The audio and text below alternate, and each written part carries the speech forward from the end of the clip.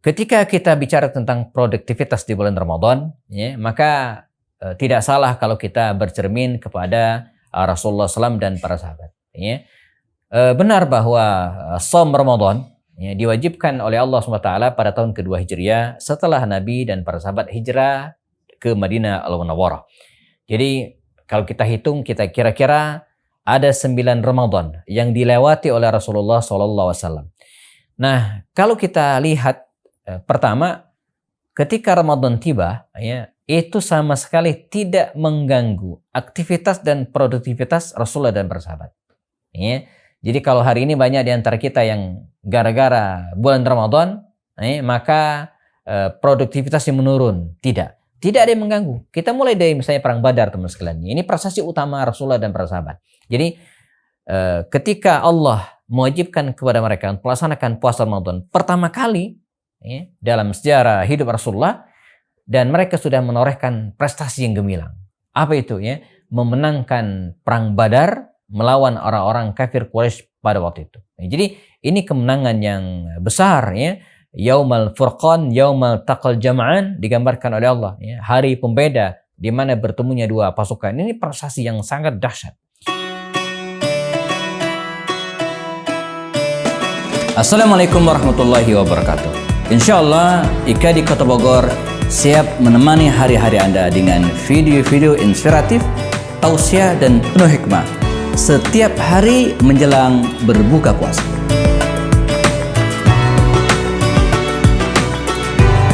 Jangan lupa BPJS, bayar pakai jempol saja. Subscribe, like, dan share. Assalamualaikum warahmatullahi wabarakatuh. Alhamdulillah, assalatu wassalamu rasulullah ba'du. Para pemirsa IKADI dimanapun berada, ketika kita bicara tentang Ramadan, ya, ini adalah bulan yang mendapatkan julukan begitu banyak dari para ulama. Ya. Disebut dengan Syahrul As-Sawm karena kita berpuasa di dalamnya, Syahrul Quran karena kita dianjurkan baca Quran di dalamnya, Syahrul Sabar ya, karena kita melatih kesabaran ya. Kemudian Syahrul Sadaqah, dan ada juga yang menyebut dengan Syahrul Madrasah ya, bulan pendidikan ya, di mana kita melatih semua aspek diri kita pada bulan ini ya. Dan insyaallah ketika keluar dari Ramadan kita menjadi orang yang memiliki kelebihan dari berbagai aspek termasuk di bidang ilmu. Nah, ini yang mungkin akan kita bicarakan pada waktu yang tidak banyak ini, bagaimana kita menjadikan Ramadan ini sebagai bulan pendidikan bagi kita. Ya. Jadi kita harapkan selama bulan suci Ramadan kita bukan hanya melatih ibadah kita menjadi lebih banyak ya, dengan melaksanakan puasa, sholat tarawih, baca Quran dengan ibadah, tapi juga menambah ya, ilmu pengetahuan kita selama ini. Nah, mungkin kiat berikut itu bisa menjadi inspirasi. Ya. Jadi, mumpung masih awal-awal Ramadan, ya, kita bisa membuat target. Misalnya, teman-teman sekalian, pengen menguasai sebuah bidang ilmu pengetahuan ya, di bulan Ramadan ini. Jadi fokus. Misalnya, ini contoh saja misalnya. Pengen menguasai tentang sirah nabawiyah. Ya. Caranya, pada awal-awal Ramadan, kita mulai kumpulkan referensi ya, baik buku ataupun makalah ataupun mungkin file-file ya, tentang sirah nabawiyah ya, kita kumpulkan dan kita rapikan sedemikian rupa, lalu kemudian membuat target ya, sirah nabawiyah misalnya kita bagi kehidupan Rasulullah itu menjadi dua ya, arah Makkiyah dan arah Madaniyah. Nah, 15 hari pertama kita lahap semua referensi, kita baca buku-buku yang terkait dengan sejarah hidup Nabi di era Makkiyah sampai betul-betul khatam, berulang-ulang kita kuasai. Ya. Nah, kemudian setelah itu 15 hari kemudian, ya, setelah tersisanya kita baca buku tentang kehidupan Rasulullah pasca Madinah atau ketika beliau sudah hijrah ke Madinah Al-Munawwarah sampai beliau wafat. Kita bayangin teman-teman sekalian selama 30 hari kita melahap referensi, membaca begitu banyak tentang sejarah hidup Nabi dari berbagai referensi. Wah, itu suatu hal yang sangat luar biasa. Begitu kita keluar dari Ramadan, kita sudah menjadi pakar sirah nabawiyah. Ini contohnya ya. Begitu juga misalnya di bidang yang lainnya. Misalnya teman-teman pengen mendalami ilmu Al-Quran. Baik tata cara membacanya atau mungkin juga menghafal. Misalnya kita targetkan Ramadan ini misalnya teman-teman sekalian yang belum hafal juz amma, kita targetkan bulan ini hafal juz amma. Ya. Atau yang sudah hafal juz amma bisa menambah hafalan lainnya, misalnya juz 29 atau juz 28 atau surat-surat pilihan. Intinya apa? Selama bulan Ramadan ini ya, kita targetkan begitu keluar nanti kita sudah mendapatkan sesuatu yang baru. Ya, sudah menambah ilmu pengetahuan kita di bidang sirah nabawiyah kah, di bidang Al-Qur'an kah, atau mungkin di bidang hadis. Ya, kita misalnya targetkan menghafal Arba'in Nawawiyah misalnya, ya, 40 sekian kumpulan hadis yang ditulis Imam An-Nawawi dalam kitab terkenalnya, kita hafalin, kita telaah, kita baca, kita ketahui maknanya ya. Jadi begitu selesai bulan Ramadan, kita sudah menjadi pakar hadis khususnya, ya, hadis-hadis yang termaktub dalam kitab Arba'in An-Nawawiyah ya.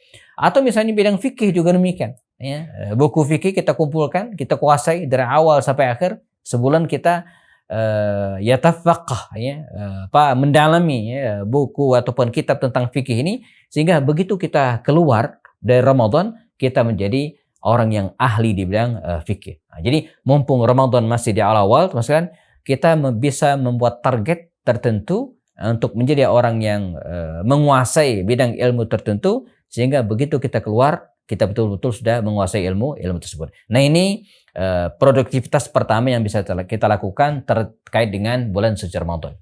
Kemudian atau dari aspek yang lainnya, ya, agar Ramadan ini tidak berlalu begitu saja dan tidak menjadi rutinitas yang dari tahun ke tahun gitu-gitu saja ya.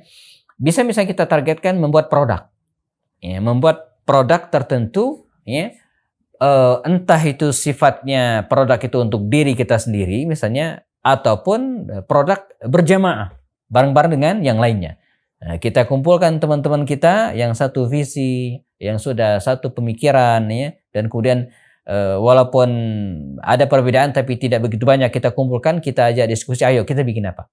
Apakah misalnya bikin yayasan, ya? Apakah bisa bikin misalnya lembaga kepemudaan, ya, teman-teman yang masih pemuda misalnya, atau memberdayakan apa, ya. Jadi bikin proyek bersama di bulan Ramadan ini, ya. Bahkan dari awal-awal kita sudah siapkan lembaganya, kita bikin proposalnya, nanti produknya bisa mengumpulkan donasi untuk menyantuni yatim piatu atau mendirikan misalnya perpustakaan atau kemudian hal-hal lainnya. Artinya apa? Membuat produk tertentu, ya, baik itu sendiri ataupun bersama dengan yang lainnya. Atau dunia hari ini teman sekalian ya, kita misalnya fokus mengaktifkan ya, media sosial kita ya, yang selama ini mungkin hanya punya akun Instagram saja, nggak diapa-apain. Nah, di bulan Ramadan kita bisa maksimalkan. Kita punya waktu banyak untuk membuat kontennya, misalnya kan, kita bisa membuat video-video ataupun tulisan-tulisan, sehingga begitu keluar dari bulan Ramadan nantinya kita memiliki produk sendiri yang bisa kita teruskan pada hari-hari berikutnya ya. Nah, bagaimana dengan para sahabat Rasulullah atau di masa Rasulullah? Apa yang mereka lakukan di bulan Ramadan ini kalau kita hubungkan dengan produktivitas? Kita coba bedah setelah yang berikut ini, dan jangan kemana-mana, tetap bersama kami. Assalamualaikum warahmatullahi wabarakatuh.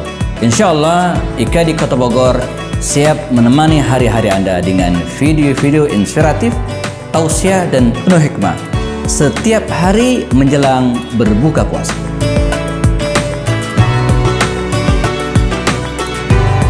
Jangan lupa BPJS, bayar pakai jempol saja. Subscribe, like, dan share. Ketika kita bicara tentang produktivitas di bulan Ramadan, ya, maka tidak salah kalau kita bercermin kepada Rasulullah SAW dan para sahabat. Ya. Benar bahwa shaum Ramadan ya, diwajibkan oleh Allah SWT pada tahun kedua Hijriah setelah Nabi dan para sahabat hijrah ke Madinah Al-Munawwarah. Jadi kalau kita hitung, kita kira-kira ada 9 Ramadan yang dilewati oleh Rasulullah SAW.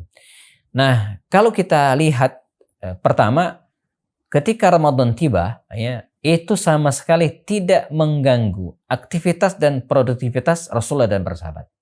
Ya. Jadi kalau hari ini banyak di antara kita yang gara-gara bulan Ramadan, maka produktivitasnya menurun. Tidak ada yang mengganggu. Kita mulai dari misalnya perang Badar, teman sekalian. Ini prestasi utama Rasulullah dan para sahabat. Jadi ketika Allah mewajibkan kepada mereka untuk melaksanakan puasa Ramadan pertama kali ya, dalam sejarah hidup Rasulullah, dan mereka sudah menorehkan prestasi yang gemilang. Apa itu ya? Memenangkan perang Badar melawan orang-orang kafir Quraisy pada waktu itu. Jadi ini kemenangan yang besar ya. Yaumal Furqan, Yaumal Taqal Jam'an digambarkan oleh Allah ya. Hari pembeda di mana bertemunya dua pasukan. Ini prestasi yang sangat dahsyat. Demikian juga misalnya di tahun ke-8 ya, ketika terjadi Fathu Makkah. Ini juga prestasi.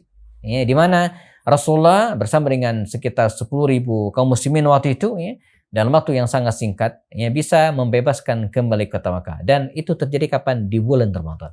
Prestasi mereka di perang Badar, prestasi mereka di bulan Fathu Makkah juga di bulan Ramadan ya. Jadi mereka menorehkan prestasi di bulan Ramadan ya, dengan kemenangan Badar ataupun dengan pembebasan kota Makkah Al-Mukarramah ya. Nah, momentum-momentum yang lainnya juga demikian. Misalnya dalam perang Tabuk misalnya, jadi Rasulullah tahu ketika beliau berangkat dari Mekah menuju ke Tabuk, itu sekitar bulan Rajab. Artinya 2 bulan lagi akan masuk ke bulan suci Ramadan. Nah, kalau kita berpikir sederhana mungkin, oh ini kan sebentar lagi masuk bulan Ramadan, udah Rajab. Ya, sebaiknya mungkin peperangan, perjalanan perang ditunda. Enggak. Nabi tidak menunda pemberangkatan pasukannya dan tetap berjalan. Artinya apa? Sama sekali tidak mengganggu aktivitas. Bahkan lebih dari itu, lebih produktif lagi ya dibanding dengan bulan-bulan yang sebelumnya ya. Nah, ini cermin dan kemudian keteladanan yang bisa menjadi inspirasi kita hari ini, terus kalian bahwa marilah kita jadikan momentum Ramadan ini sebagai bulan yang menorehkan ya prestasi ya, produktivitas, bukan malah berkurang. Bahkan kita targetkan bila perlu tertulis, dirancang dengan baik. Ya. Saya pengen misalnya keluar Ramadan nanti saya berhasil menulis 1 buku. Selesai Ramadan nanti saya khatam kitab Sirat Nabawiyah. Selesai Ramadan nanti saya hafal kitab Arba'in Nawawiyah. Selesai Ramadan nanti misalnya saya hafal juz amma bagi yang belum. Ya. Saya hafal surat Ar-Rahman. Saya hafal surat Al-Waqi'ah. Jadi harus membuat target, karena target itulah yang akan memacu kita dan memicu kita untuk meraih prestasi yang tidak ada sebelumnya. Semoga Allah SWT memberikan kekuatan kepada kita untuk menapaki keindahan dan keberkahan bulan suci Ramadan ini dengan prestasi dan produktivitas yang baik insyaAllah. Saya Happy Andi Bastani. Assalamualaikum warahmatullahi wabarakatuh. IKADI Kota Bogor merajut ukhuwah, menyemai dakwah di bumi Nusantara.